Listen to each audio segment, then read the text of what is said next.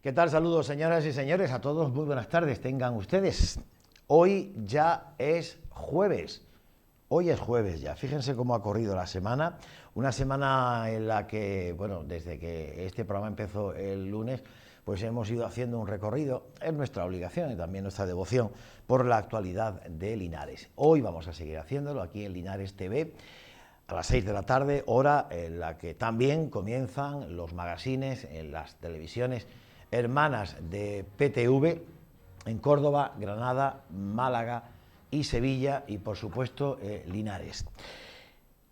Cada uno, evidentemente, en el ámbito en el que se desenvuelve y con la actualidad de su respectiva ciudad. Aquí en Linares pasan cosas y nosotros se las contamos. Fíjense ustedes, quítame la musiquita de la cabecera, que está ahí.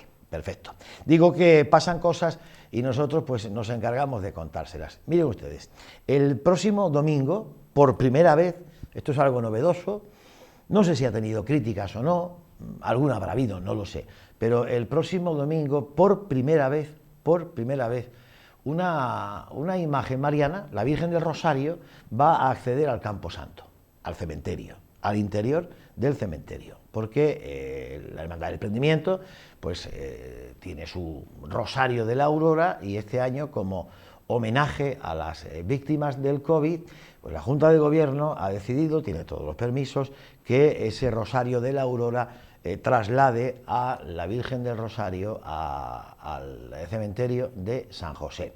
Allí va a tener lugar una misa, justo delante de la capilla, misa exterior, y luego a la vuelta, de regreso a la iglesia, pues ya le acompañará la banda del Rosario y será, bueno, pues un rosario con connotaciones normales. El año pasado, bueno, pues tuvo sus restricciones, tanta que no lo hubo, y este año pues ha querido que sea así. Vamos a hablar luego al final del programa con miembros de la Junta de Gobierno para que nos den detalles por si alguna persona de las que nos ve quiere asistir. Tendremos con nosotros también a Chus Belinchón. Ella es una artista polifacética. Hoy viene aquí como organizadora del primer concurso de pintura al aire libre, que se enmarca dentro de unas actividades que ha organizado el área de cultura del Ayuntamiento de Linares, y será el próximo domingo. Chus Belinchón, que nos va a dar todos los detalles. Hay tiempo para inscribirse en ese primer certamen o concurso de pintura rápida con técnica libre, insisto, el próximo día 30. Y para empezar, voy a tener el gusto, el placer y el honor de saludar a un amigo, Luis Segura Peñas, dirigente histórico en la provincia de Jaén del Partido Comunista de España y de Izquierda Unida, y las últimas veces que ha estado aquí en este programa lo ha hecho en calidad de escritor.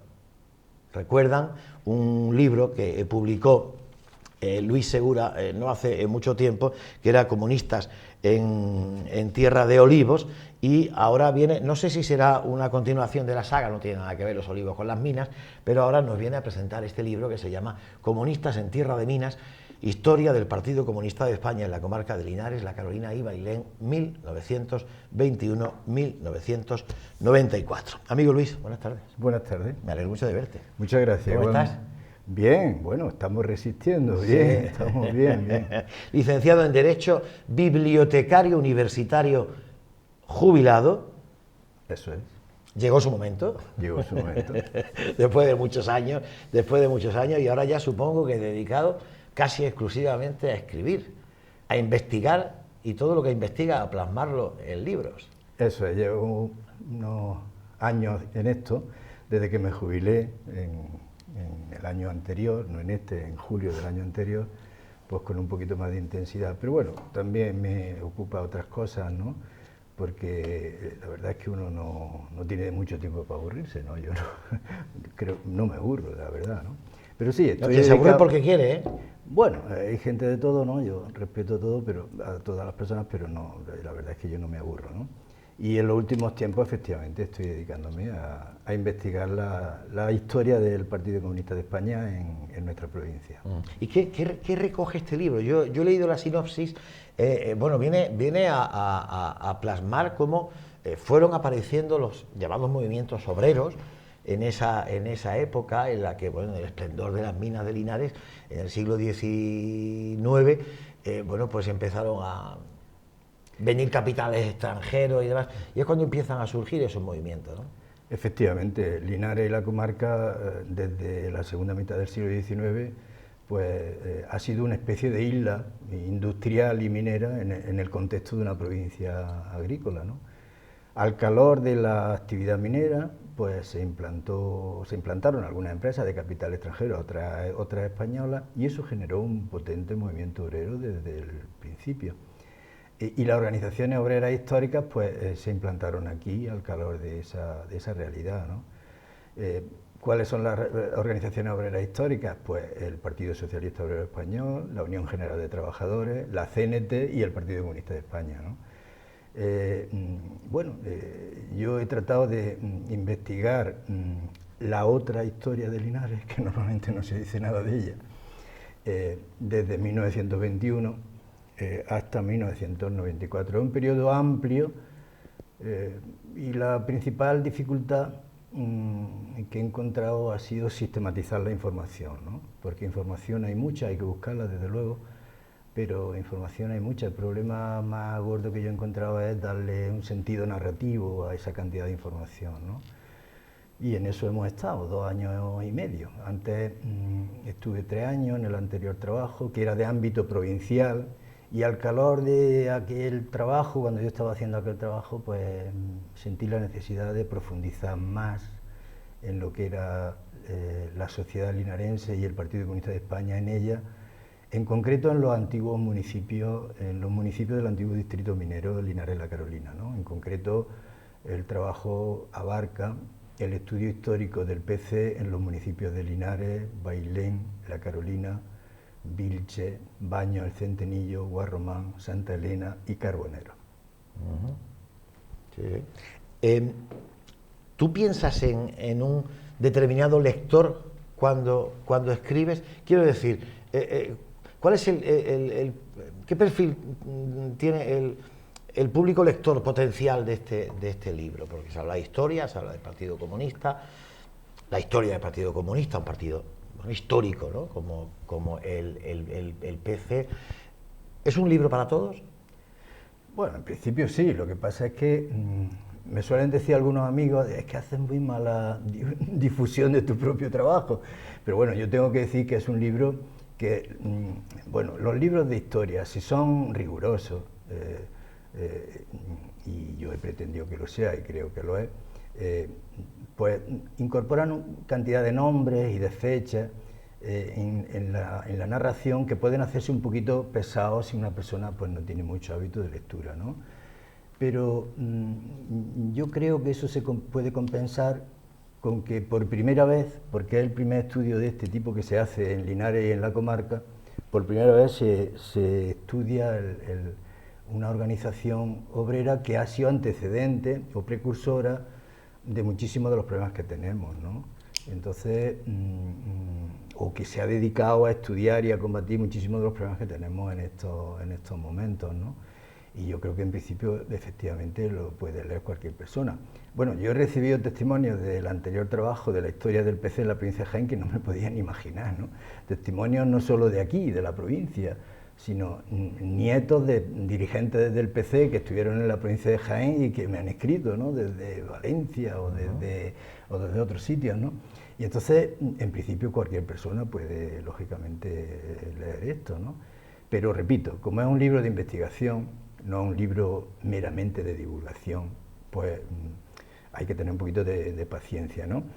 La paciencia que yo creo que ha tenido, yo tengo muchos defectos, el que me conoce sabe que tengo defectos, pero creo que una de mis virtudes es la paciencia, ¿no? Y entonces, la paciencia que ha tenido el autor a la hora de acercarse a archivos militares, archivos civiles, hemerotecas, testimonios, documentos inéditos, algunos documentos inéditos hay, bastantes, ¿no? Pues esa paciencia seguramente tendrá que tenerla el lector que quiera pues leerlo con detenimiento, repito, y valga la redundancia, con paciencia, ¿no?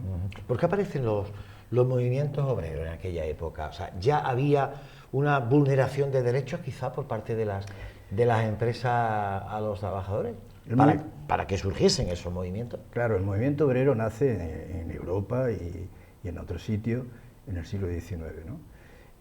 ¿Al calor de qué? Pues al calor de lo que es la división entre la persona que se ve obligada a vender su fuerza de trabajo para vivir, para subsistir, y los propietarios de los medios de producción. Se establece ahí un conflicto tácito y expreso muchas veces, pues al calor de las situaciones, de las condiciones de vida y de trabajo de miles y millones de trabajadores en todo el mundo. En Linares, como se produce esa actividad liberal, capitalista, antes que en otros sitios, no solo de la provincia, sino incluso de Andalucía, pues por eso florece ese movimiento obrero. Claro, las condiciones de vida y de trabajo, porque claro, en Linares, pues, cuando yo digo que esta es otra historia de Linares, merece la pena conocerla, porque en Linares estamos muy acostumbrados, y yo no lo critico, creo que está bien, a tener una especie de concepción de la minería, por ejemplo, pues un poco lúdica, sentimentalista, épica. Sí, estoy de acuerdo contigo. Pero hay que acercarse a la realidad. Estoy de acuerdo contigo, claro.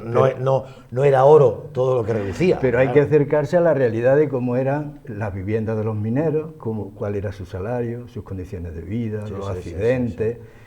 La situación familiar. Sí, además de la dureza propia del trabajo, claro, eran las condiciones en las que se vivían. Bueno, hay que acercarse a eso. Y una vez que eso se conoce, ¿qué intento hay de los trabajadores a través de sus propias organizaciones?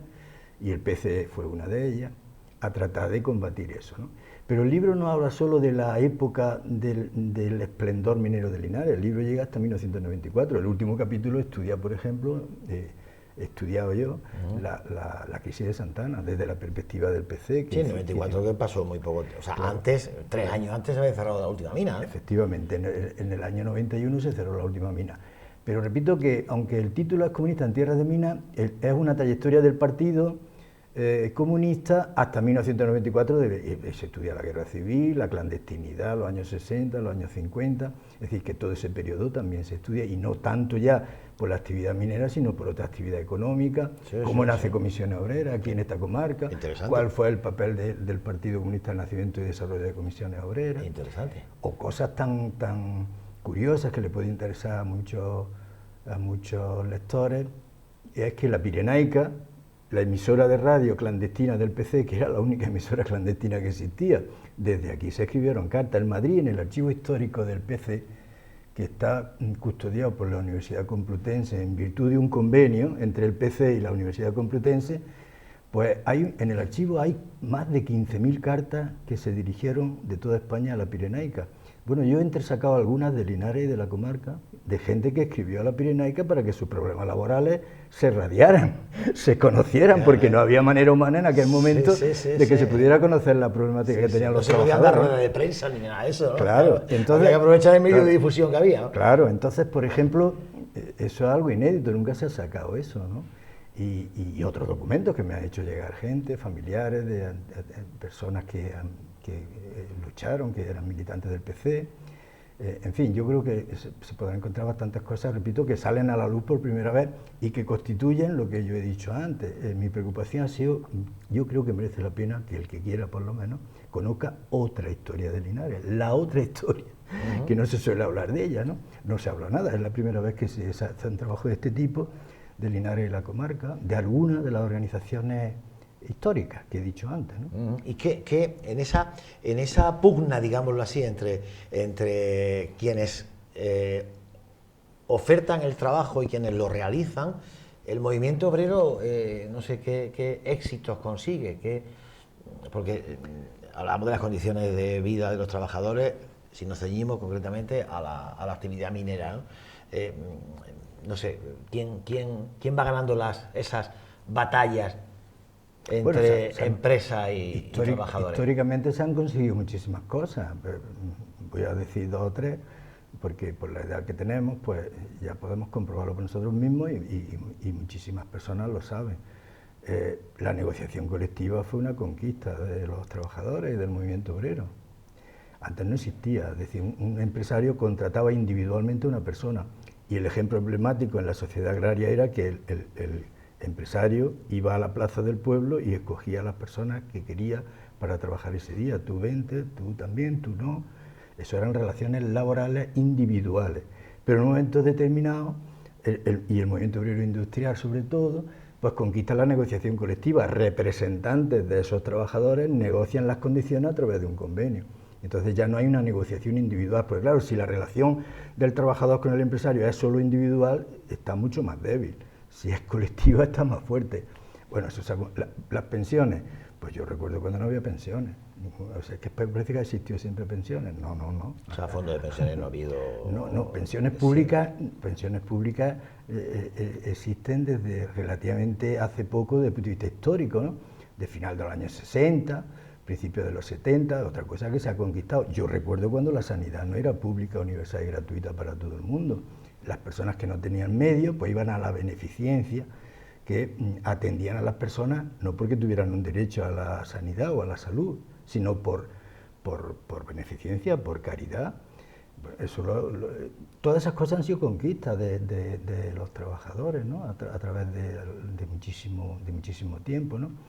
Bueno, en el libro se verán, en esa selección de cosas que yo he hecho, se verán conflictos, por ejemplo, de los mineros en la mina de Arrayanes del año 34, donde plantean, les van a bajar el sueldo, porque trabajadores de las minas que estaban en el interior de la mina, la empresa pretende sacarlo a una actividad exterior y como consecuencia quiere reducirle el salario.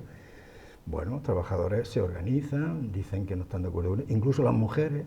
He hecho una selección de ese conflicto de los muchos que podía haber puesto, todo no es posible, ¿no? Es decir, que claro que se han conseguido cosas. Lo que pasa es que Linares ahora vive mal, ¿no? Vive muy mal.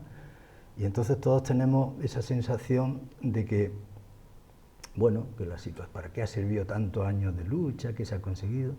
Bueno, hay que tener perspectiva histórica. Es verdad que nos gustaría que las cosas fuesen mejor desde el punto de vista del trabajo, de nuestros hijos, de nuestros amigos, de nuestros nietos, y que la vivienda fuese más accesible y las pensiones fuesen mejores. Todo eso nos gustaría, pero en perspectiva histórica, la historia no es una línea recta. Hay momentos que se avanza, hay momentos que se estanca o retroceden conquistas sociales, ¿no? Pero desde el punto de vista histórico, en perspectiva histórica, las cosas avanzan y se consiguen cosas. Yo no tengo duda de eso. Pero... un movimiento obrero, o sea, quiero decir, un conflicto entre empresas y los obreros, en aquella época no se generaba algún tipo de represalia por parte de los propios empresarios. Muchas represalias. Repito que el estudio abarca desde 1921 al 94, ¿no? Nosotros, hay muchas personas que han visto, por ejemplo, cuando está planteándose mejoras en Santana, por ejemplo, en los años 70, hay despidos de personas, eso son represalias que viven, algunos compañeros viven todavía y lo saben, ¿no? Pero en aquella época, en otra época más remota, anterior, pues claro que hubo muchas represalias, pero no solo represalias sindicales, es que algunos se jugaron la vida. Hay muchísimos nombres que perdieron la vida o tuvieron muchísimos años de cárcel. Y yo creo que he sacado a la luz todas esas personas, no todas, o todas esas situaciones, muchísimas de ellas, detenciones, procesos judiciales, por tratar de mejorar la vida de trabajo y de la gente de aquella época. Yo quiero decir una cosa que a mi juicio es muy importante. ¿Por qué merece la pena conocer la otra historia de Linares? Repito lo de la otra porque yo creo que historia pues más suave, más líquida, más lúdica, pues eso hay bastante, se dice bastante. Pero la otra historia, esta que no se dice, que no se cuenta, que está ahí como una especie de 7 candados en los archivos para que no se... Pues eso se conoce menos. Yo insisto en que creo que hay un motivo para acercarse a este tipo de libros, de trabajo. Otro motivo, y es que muchos de los problemas que tenemos, las personas y los pueblos, las ciudades, si conocemos la historia, yo creo que nos damos cuenta de que esos problemas no han empezado con nosotros, es decir, ni esas soluciones tampoco muchas veces, sino que muchas personas antes han luchado y muchas personas antes han visto y han hecho cosas que pueden servirnos a nosotros ahora, ¿no? Tampoco creo yo que en el tópico de que el que no conoce su historia está condenado a repetirla. Bueno, algunas cosas no es una condena, algunas cosas merecería la pena repetirlas porque fueron extraordinarias, ¿no? Pero creo que sí que merece la pena conocer la otra historia de Linares por estos motivos y por muchos otros más, ¿no? ¿Desde cuándo es legal el movimiento obrero, el movimiento sindical? ¿Cuándo sindicalizarse, cuándo unirse, cuándo defender derechos de manera organizada y bajo, no sé, pues unas siglas, el nombre de una organización, etcétera, etcétera, no está perseguido? Bueno, las organizaciones obreras que he dicho antes fueron legales ya, tanto el PSOE como la UGT, como la CNT o el PC. Las tres primeras fueron ya legales en la segunda mitad del siglo XIX y el PC fue legal desde 1921. Lo que pasa es que el PC y otras organizaciones, claro, las anteriores también, han tenido periodos de clandestinidad. En la dictadura de Primo de Rivera, por ejemplo, en 1923, pues el PC no fue legal, el PSOE era legal, pero el PC no. Y después de terminar la guerra civil, pues ninguna organización de estas fue legal, ¿no? Y en la etapa democrática actual, desde 1977, tanto Comisiones Obreras como el PC son legales, desde la primavera de 1977, ¿no? Y en ese movimiento más contemporáneo se mantiene una base, evidentemente, o muchas bases de los orígenes, ¿no?, del movimiento sindical, ¿no? Algunas bases que son inamovibles, ¿eh? Por supuesto, claro, lo que le da razón de ser a una organización obrera, pues se mantiene, el núcleo básico se mantiene y perdura a lo largo del tiempo, ¿no? Pero vamos, que el libro no está dedicado ni a un listado de la memoria histórica de personas, un listado de personas, no es eso, ni tampoco el libro está dedicado a estudiar otras organizaciones. El libro, el argumento fundamental es la historia del Partido Comunista de España a través de las distintas fases históricas que ha sufrido Linares, en el recorrido de Linares y los demás municipios que he dicho antes del distrito minero, la Carolina. Sí, con la mina como referencia, ¿eh? Sí, el título me ha parecido que lo básico, la referencia básica de esta comarca es que ha sido una tierra de minas.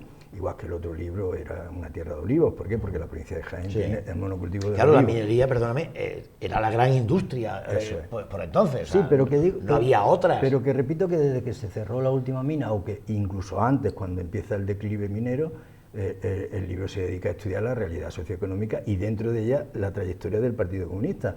También comprende los primeros años de la democracia, hasta el 94, desde el 77 hasta el 94, los primeros ayuntamientos democráticos, los primeros procesos electorales democráticos, todo eso también lo contiene la parte final de los últimos capítulos del libro. O sea que yo creo que hay muchísima información, abundante información, y además hay una cosa, si me permite, Antonio, que quería decir también. El libro no es neutral, porque yo no creo en la historia neutral, no creo en eso. Porque todo el que escribe algo de historia o habla algo de historia lo pasa por el filtro de su propia subjetividad. Pero el libro no es neutral, lo digo de antemano. Por eso al principio te preguntaba... Pero no es arbitrario. ¿Qué significa que no es arbitrario? Pues que un montón de hechos históricos están documentados y yo digo cuáles son las fuentes de información. Con lo cual, el lector puede acudir a esa fuente de información si así lo desea y a lo mejor saca otras conclusiones. Pero neutral no, pero es un libro de investigación histórica, un libro que aporta fuentes de información, archivos militares, archivos civiles, hemerotecas, documentos que me han hecho llegar familiares de personas que fueron partícipes o protagonistas de esta historia, bibliografía, los archivos municipales de los municipios que abarca el estudio, que prácticamente los he consultado todos, y una extensa bibliografía, que como digo siempre, toda la bibliografía que consta en el libro, en la parte final del libro, yo la he consultado, y por lo tanto es otra fuente de información. Y otra cosa, el libro contiene 800 notas a pie de página, que son notas informativas y también explicativas, que también, bueno, pueden servir para acudir a la fuente las personas que así lo deseen. Repito, esta idea para mí es muy importante. El que diga que escribe una historia objetiva, yo no me creo eso, porque todos tenemos un filtro cultural, unos antecedentes, una historia, una ideología, aunque no lo digamos, y tenemos derecho a tenerla, ¿no? Y entonces cuando uno escribe o habla, pues siempre pasa eso que escribe y habla por la subjetividad que él tiene desde el punto de vista histórico, cultural y tal, ¿no? Lo que es exigible, repito, de un trabajo, o si me permite, de una actividad periodística, lo que es exigible es que se den las fuentes de información, o por lo menos que pueda la gente acceder a esa fuente de información, para que no sea arbitrario lo que se dice, ¿no? Yo soy de los que piensa que, vamos a ver, la historia, bueno, puede dar lugar a interpretaciones, ¿no? Un documento quizá no, o sea, no tanta interpretación, un documento que demuestre pues lo que en un determinado momento se quiera contar, ¿no? Tú muestras ese tipo Cuando hablábamos de la subjetividad, ¿no? O sea, quiero decir, tú eres comunista y eso no lo va a quitar nadie, evidentemente. Tú escribes tu libro, evidentemente, desde esa ideología comunista. Por eso decía que no es neutral, y entiendo que no va a ser neutral. Por eso al principio te preguntaba, bueno, ¿a qué público va a destinar? Porque puede haber gente que diga, bueno, esto lo dice una persona con ideología comunista, quizá yo no lo veo de esa forma, ¿no? Pero documentándolo, es como si nos duela más o menos, a quien le pueda doler, es como puede conocer esa historia. No sé si me explico. Totalmente. Esto es justo lo que quiero decir, ¿no? Pongamos un ejemplo.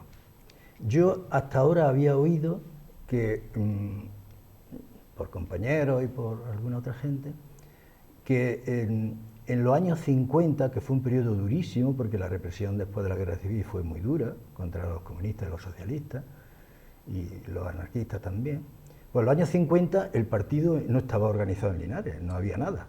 Había algunos compañeros míos en la cárcel, otros tenían mucho reparo, miedo por la represión que había habido, y que el partido no estaba organizado aquí.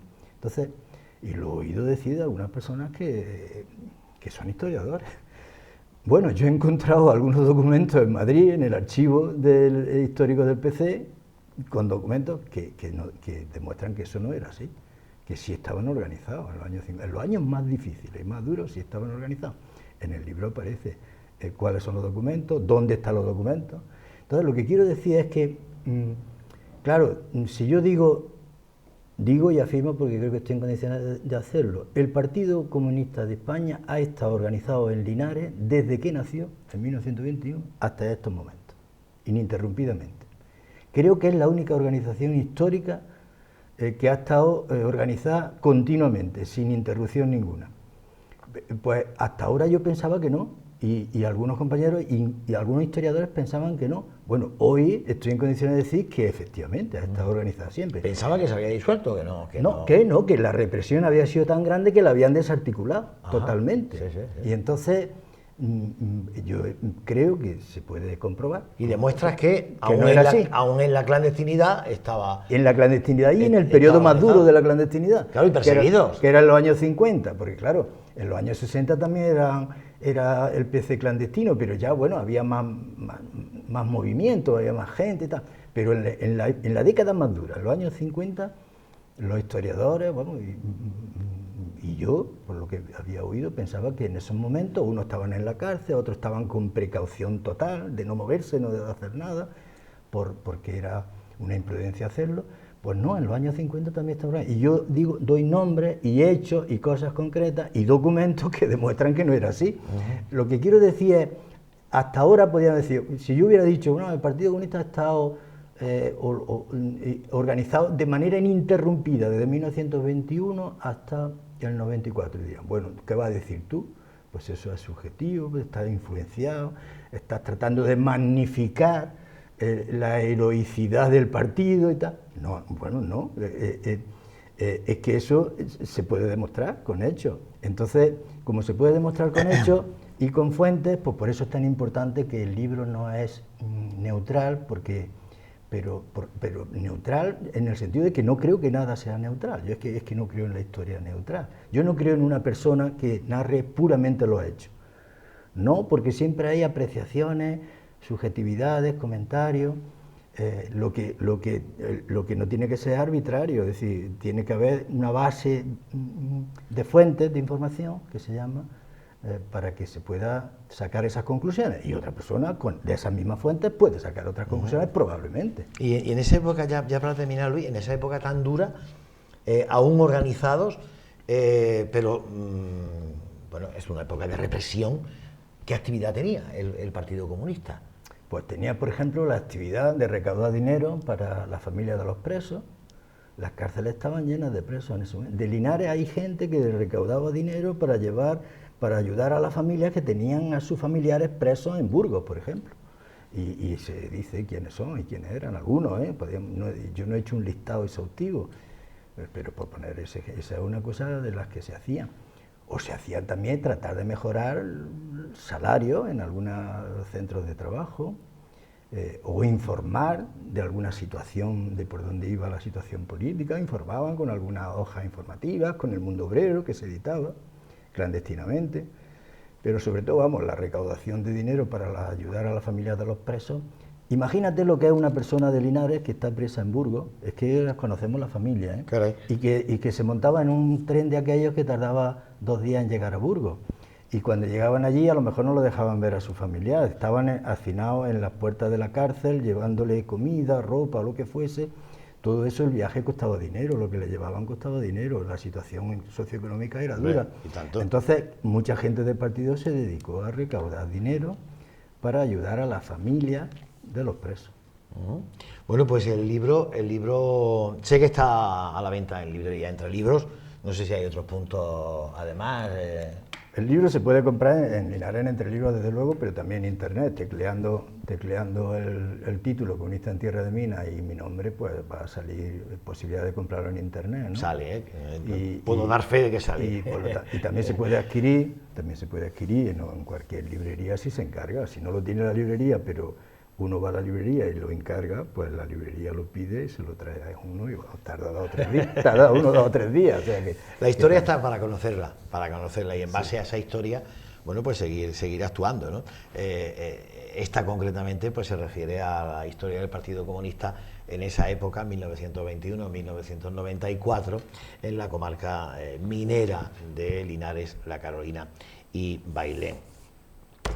Luis, enhorabuena por este nuevo trabajo, que no va a ser el último, eso ya conociéndolo ya puedo dar por hecho que no va a ser el último libro. No sé en qué te ocupas ahora, imagino que estarás ya por ahí hurgando en archivos también. Vamos a ver. Para una tercera entrega de no se sabe. Vamos a ver si el ánimo y la fuerza nos acompaña, vamos a ver si seguimos o no, no lo tengo decidido, pero bueno, como uno es muy especialmente paciente, como he dicho antes, pues a mí me gustaría que saliera a la luz todo lo que es la historia del PC en la provincia de Jaén, no solo el libro general que ya editó la Universidad de Jaén en 2018, sino que hubiera por cada una de las... Eso está recogido en Tierra de Olivos. Eso es, sí, es un estudio provincial y este es comarcal, pero me gustaría que también se pudiera hacer, vamos a ver si puedo hacerlo yo o no, en fin, ya no lo sé todavía, pues algunos otros estudios de otras comarcas de la provincia de Jaén. Veremos, porque veremos a ver si tenemos ánimo y fuerza para... Seguro que sí, seguro que sí. La historia del Partido Comunista, de forma generalizada, provincializada, en comunistas en Tierra de Olivos, más comarcalizada en que se refiere a las comarcas de Linares, Bailén y La Carolina, y luego, bueno, pues ya la comarca que aquí el autor, el investigador, decida, pero estaremos encantados de volver a presentarlo. Muchas gracias. Y gracias por venir, Luis. Bueno, si me permite, quería decir una cosilla, que el prólogo del libro es de Fanny Rubio, que es de Linares, y que va a estar presente en la presentación, valga la redundancia, del libro que haremos allí en el campo universitario el próximo martes a las 7 de la tarde. Yo invito a todos los amigos que deseen ir, yo creo que no hay problemas de limitación de aforo ya, y por lo tanto espero que lo pasemos bien y además podemos saludarnos. Además Fanny ha hecho un prólogo que a mí me ha gustado especialmente, no solo porque escribe muy bien, sino porque yo creo que ha captado perfectamente con esa habilidad narrativa que le caracteriza por lo que es el meollo, la matriz narrativa del libro, ¿no? Habrá gente que quiera asistir, ¿lo puede hacer? Puede hacerlo, presentación puede hacerlo, ¿no? O sea, entrada libre en el aula magna del campus, 7 de la tarde, martes. Eso es. 7 de la tarde, el próximo martes, en el Campus Científico y Tecnológico, en el aula magna. Hay una gran aula magna ahí, que tú conoces muy bien precisamente, porque han sido muchos años también trabajando en ese campus. Gracias, Luis, por venir. Muchas gracias. Gracias. Comunistas en tierra de minas. El trabajo de Luis Segura Peñas, que hoy hemos tenido el gusto y el placer de presentar aquí. Repito, la presentación oficial será el martes en el Campus Científico Tecnológico de Linares. Una pausa para la publicidad. Seguimos de inmediato.